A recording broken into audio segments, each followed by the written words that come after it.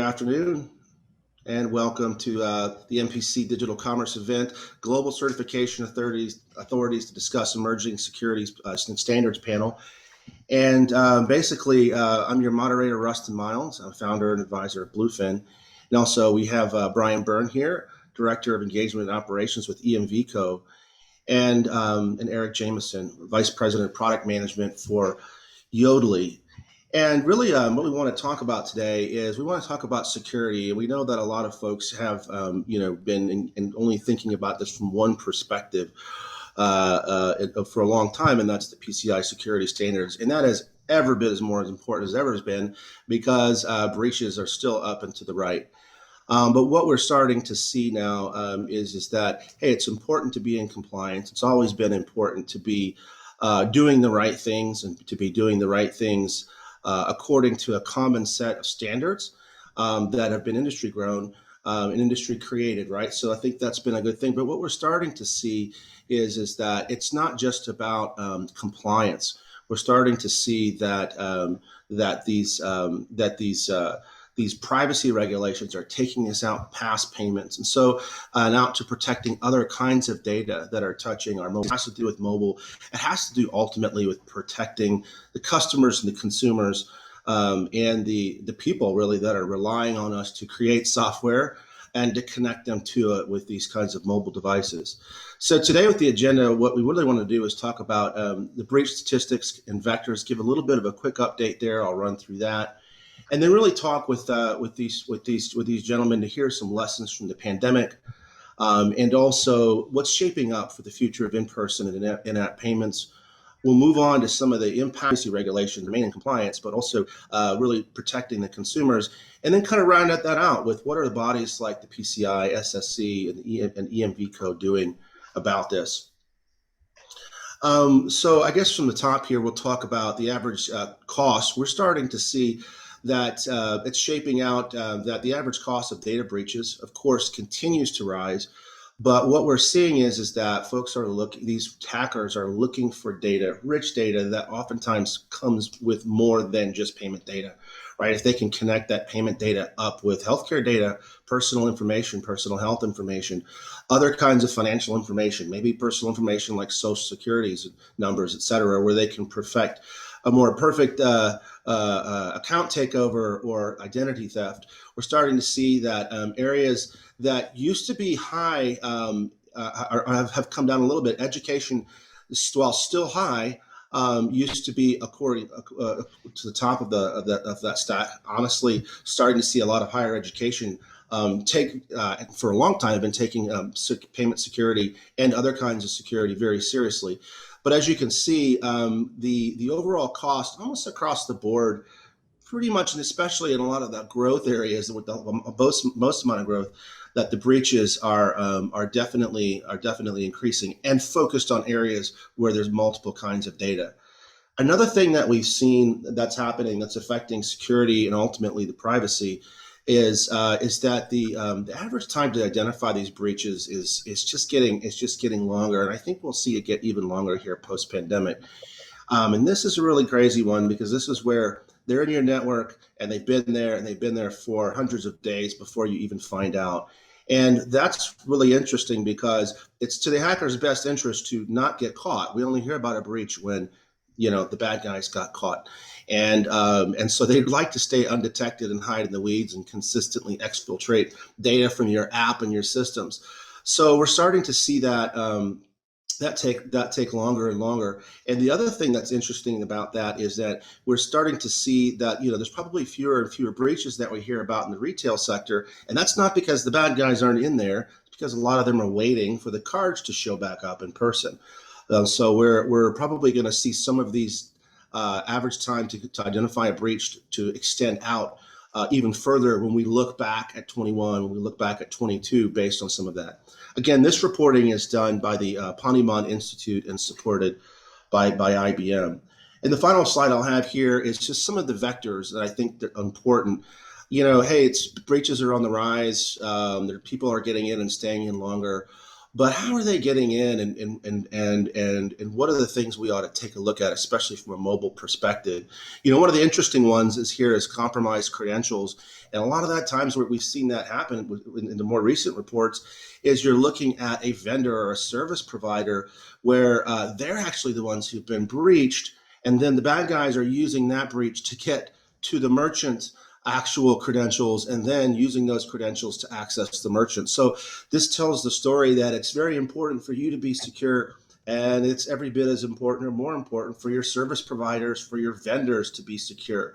So you can't just bury your head in the sand and cover your eyes and say, not my problem. Ultimately, we're all in this together to protect. We like to think of that. We like to think of this as, hey, hackers just breaking in or breaking into a firewall. But oftentimes the spear phishing, compromised credentials, these kinds of things, they're out there with social engineering, gaining access to a protected resource, and then getting in. Of course, I'm sure it's a big pain, but it's a big part of life now for all of us. All the multi-factor authentication. And that stuff really has importance, right? Because you look at here, compromised credentials, spear phishing, social engineering, these kinds of things are definitely still here to stay. And so a lot of these are happening in organizations that have not adopted new things that can use mobile apps or SMS text messages and things to provide that additional vector of protection. So, with that, let's talk about, setting the stage here that, things have not gotten better. And in fact, not only have things not gotten better, even though a lot of folks have been working harder, it's also seeming to be that the breaches are costing more, and the bad guys are getting smarter. And now, as we look at some of these regulations, now fines are going to be attached to this. We've seen hundreds of millions of dollar fines as we look across the Atlantic over into Europe. Just taking a look at this, I'd like to just talk to these gentlemen about the lessons that we've learned each in our own area from the pandemic with regards to security and privacy, especially with an eye towards mobility. And we'll start with Brian. Welcome, Brian. All right, thanks, Rustin. So before we get into that, just maybe a little bit of context. If you don't know who we are, EVCO writes specifications, and those specifications support globally interoperable and secure card payments. And that's either in the physical space when you think of EMV chips, or in the online space when you think about solutions that are based on our specifications, 3DS, payment tokenization, and more recently, secure remote commerce. So that's the space that we operate in. And I'm still sometimes asked what's the difference between the work that EVCO does and the work that PCI SSC does. And I think the best way to think about it is we're both interested in security. EVCO's goal, however, is more interested in the secure and interoperable infrastructure, not so much the protection of sensitive data. So that's where our two worlds tend to lie. So lessons from the pandemic. You've all heard it by now. The pandemic has just been awful in more ways than we can describe. It has, however, resulted in a big kick in remote shopping and specifications that EVCO develops. I've been with EVCO for a very long time now, and I'm used to seeing 5 to 10 year horizons on our specifications being adopted and in-field solutions, and that's been significantly accelerated. I'm constantly reading about merchants who are switching from localized tokenization solutions to network tokens, which again are all based on our specs, and that's happened at a faster rate than it probably would have otherwise. As I'm sure you know, many merchants who'd never thought about having an online presence suddenly need to have an online presence. And solutions such as click to pay, which are the solutions based on EMV secure remote commerce specifications, they're bringing an opportunity for smaller merchants to participate in a secure environment that just wouldn't have been there before. And of course, EMV payment tokenization is, ideally getting rid of a live PAN. I mean, there should be no reason anymore why any merchant is sitting on a database of actual live PANs. Either through a local or a network token solution, those live PANs should no longer be a honeypot available for access. But we still, as you've seen with data breaches, we're making it harder for the criminals. Now they're having to try and do more to try and compromise transactions. And that's where EMV3DS comes in. I mean, that's a secure customer authentication tool. It's been endorsed by the authorities in Europe. And so I'm seeing an increased uptick in that solution around the world. So those are core specifications that we had. But what we've seen, thanks to the pandemic, is a significant uptick in the pace of their adoption that we wouldn't have seen otherwise. But when it comes to the emerging things that we're doing, tap to mobile, we were very deliberate in our assessment of this idea of letting a merchant use their mobile phone to actually accept a contactless transaction. I mean, I don't know about you, but I have dozens and dozens of apps on my phone. And if a merchant had dozens and dozens of apps on their phone, I'd like to make sure it was a pretty secure environment before I was tapping my phone on my card or entering a PIN for the merchant. So we've accelerated our work in the tap to mobile space. We've also accelerated our work in, some very technical but important stuff around IQ demodulation. Basically, making contactless transactions work better is sort of the layman's way to define that. And the other area where we've picked up our activities in the space of QR codes. And QR codes are an interesting variation on a theme for EVCO. Most of our work is around card payments. But because it doesn't make sense for a merchant to be displaying multiple QR codes at the point of sale, the work we've been doing in QR codes has been flexible enough to accommodate multiple forms of payment, well beyond card payments. So that's just a very brief and quick overview of the sort of things that EVCO has been focused on and kicked into gear at a faster rate than we probably would have otherwise over the last year and a half. Okay. Very good. Thanks, Brian. And just to give a little plug there, EMV and EVCO, lots happening there. Just read some things from MasterCard very recently in the last few days. Year over year, first quarter last year versus first quarter of this year. And remember, last year, first quarter was largely pre-pandemic, right? Still, year over year. 1 billion more tap payments transactions, and that's showing you the subtext that there is a huge tidal wave of this happening. Hey, one for safety, right? I don't want to touch, I don't want to interact. Boy, I can kind of still stay contactless. So, and also a lot of folks have gotten more comfortable with working with their phones from home and having to do remote things, and like me, order food at restaurants and delivery, etc.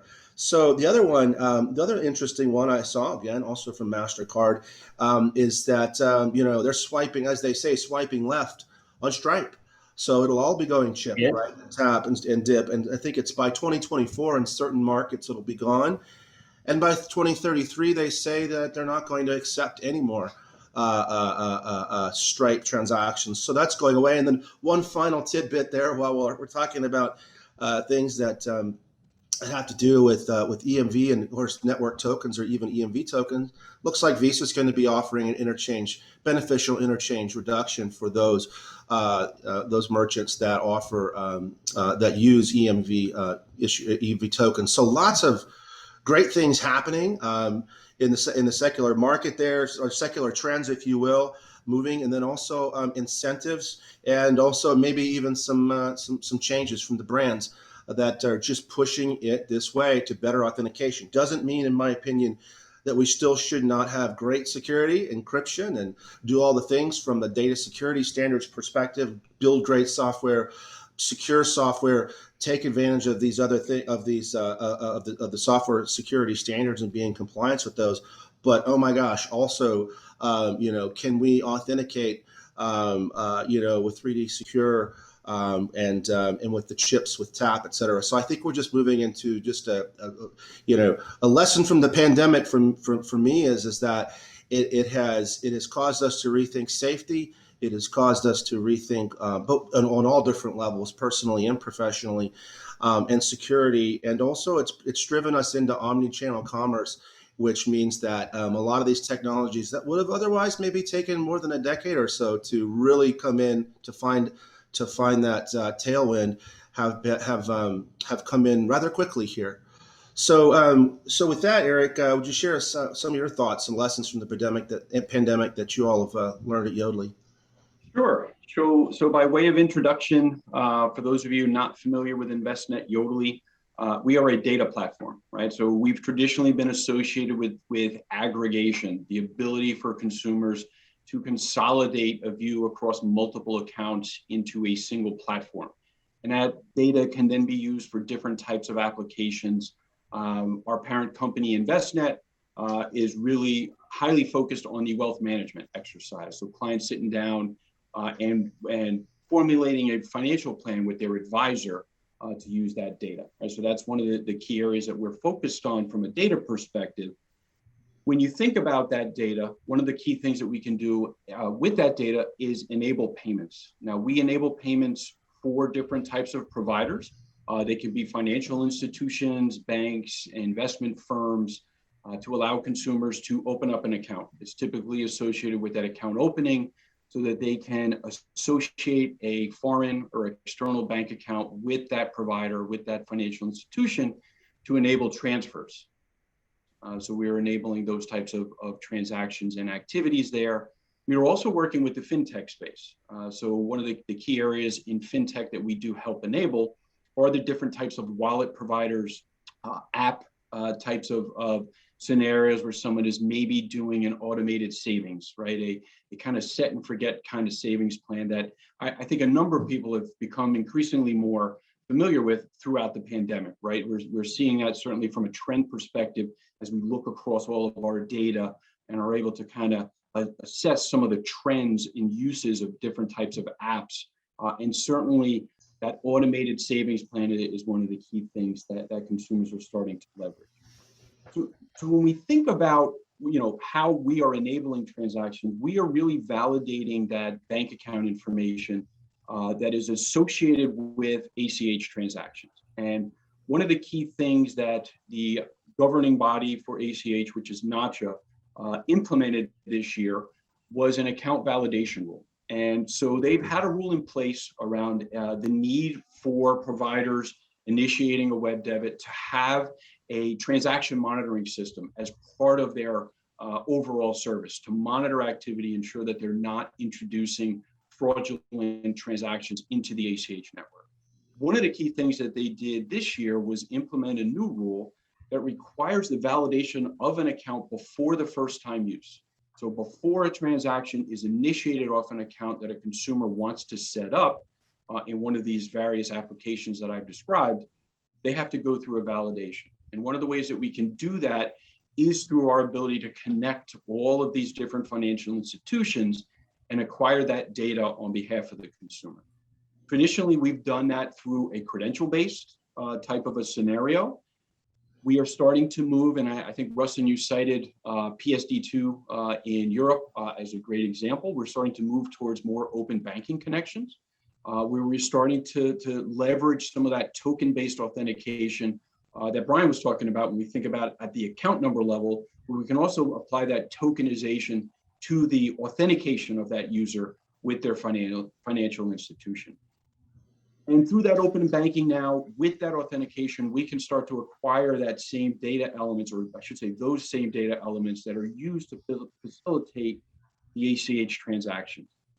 And what we're seeing are a number of app providers or wallet types of scenarios that are not just enabling the credit card for those customers, but allowing customers to kind of transact how they want. And it could be through that ACH network and the use of their actual bank account, so they're not incurring any additional debt should they want to avoid that type of transaction. And so now we're seeing a lot of companies come to us from different marketplaces to enable that connectivity to the bank to facilitate that type of transaction through our platform. And that's been one of the key things that we've seen is, that increasing use of digital. I think everybody's kind of seen that over the past 18 plus months through the pandemic, is, the volume, the acceleration of consumers looking to authenticate, looking to leverage these different applications to allow the types of transactions that they want to facilitate through our platform is something that we've really seen, certainly along with yourselves. Yeah, the PSD2,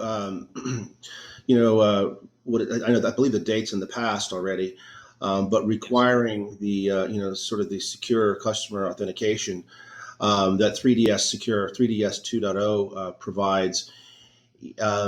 It's been implemented a little bit differently. I think over there it's a mandated thing, and over Correct. here, it's a liability shift. Really, kind of operates similar to what a chip does. And when you bring that into the States, to a domestic provider here, a merchant, it shifts the liability from the merchant back to the issuer. And 3D Secure 2.0, does that. Has other benefits like approval lift. You're going to have more authorizations, so acceptance goes up. We've talked to a few of the merchants that we have with it, and it's interesting. Across the same software provider, you'll have 500 merchants, and oh my goodness, chargebacks are up in the pandemic. And why? Well, friendly fraud is so convenient now, right? I ordered it. I didn't order it. My kid ordered it. I don't know what happened there. I didn't order it, send it back, whatever it is. It's just up. Chargebacks are up with friendly fraud, which is not so friendly and turns out to be actually a lie and actually illegal. But the point is that within the merchants that are using 3D Secure 2.0 for that authentication, I mean, it's just night and day.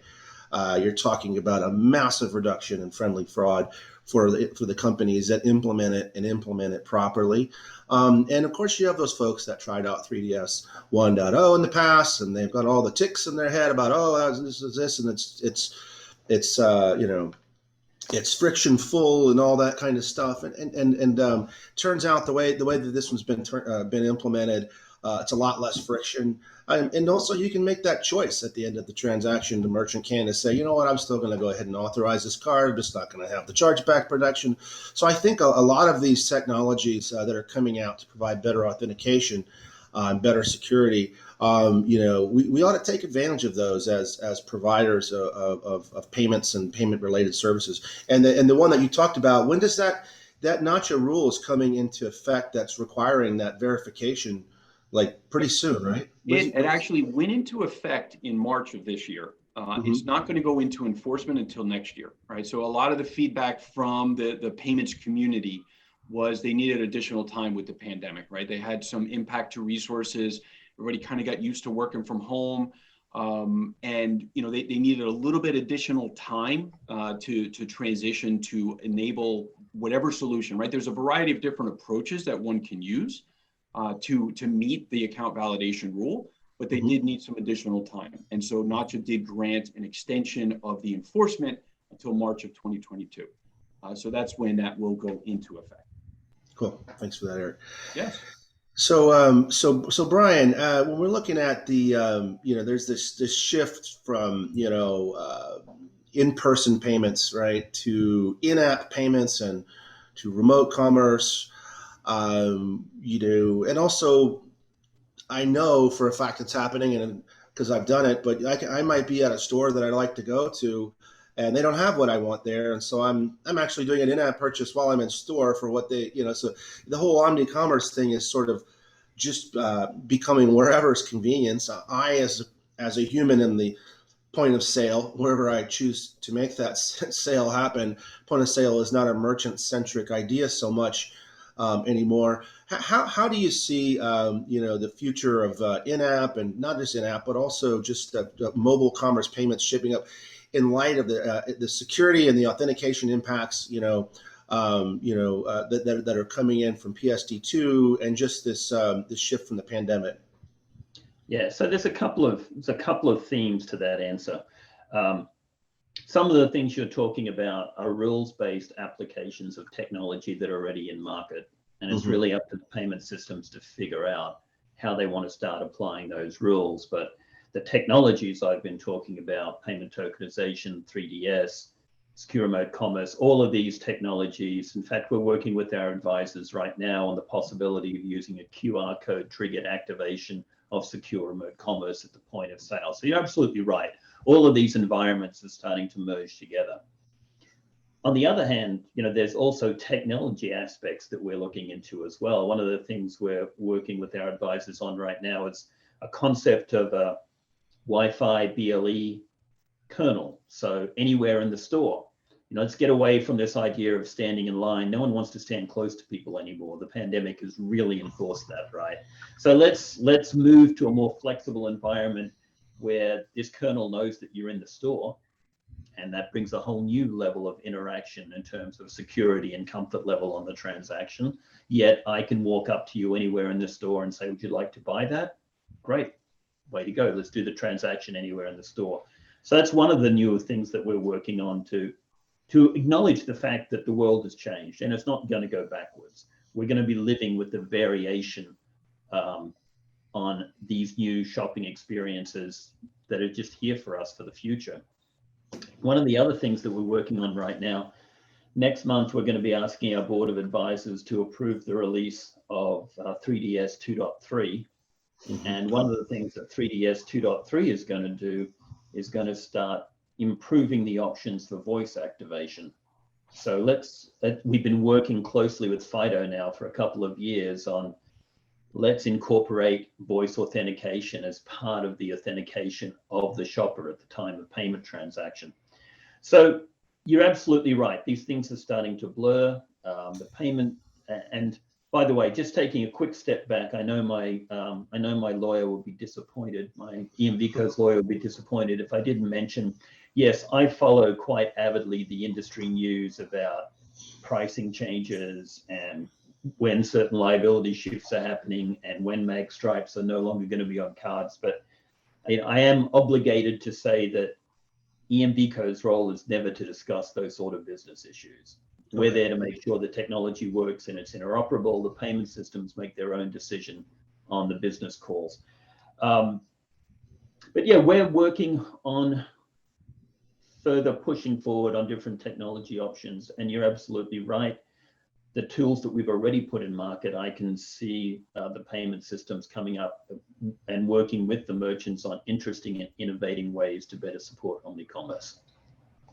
Yeah, and I appreciate that. I was just looking up while you're talking about that, for our next topic here, because I think it may have changed or it may not be actually issued yet, but the EU looks like we're getting a GDPR fine, which might be the biggest one out to Amazon. It might be the biggest ever. I think it's, according to this, somewhere north of $887 million.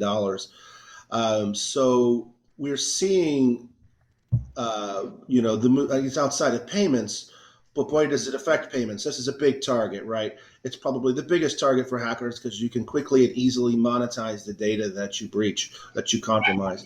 And so we're looking at, the compliance fines and we're looking at the brand issues, but this far and away exceeds that, to look at this organization may have to pay close to $1 billion for having got it wrong. And so I just wanted to talk about the impact of GDPR, CCPA, some of the other states in the U.S. that are looking at enacting privacy, and some of them are just looking for that big case right now to have the first big fine to give. But let's talk about that impact. And do we see that, is that driving merchant behavior only at the largest levels because they're the ones that, have the most to lose and the most to pay in fines, but also the most accounts to lose? As it gets down, is this affecting in these other privacy regs? Is it driving us to a position of better authentication, better security?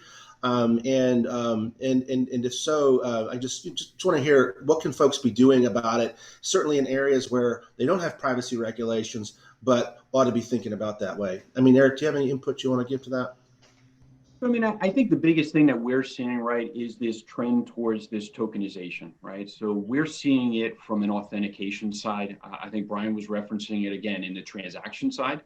And I think there's probably a place for both. As a matter of fact, on the transaction front, as we start to authenticate, there is one large financial institution that is moving towards a tokenized based ACH number, right? Where they are issuing specific tokens so that that real account number, I think you were talking, Brian, in terms of the PAN, right? So you think of the cards and all the card information that we store at our Amazon account, on our, Walmart.com, Target.com, et cetera, right? If we can start to tokenize those and apply it to our bank accounts much in the same way, so that when I set up my PSE&G account for automatic payments, so that they're going to automatic debit my gas bill every month, right?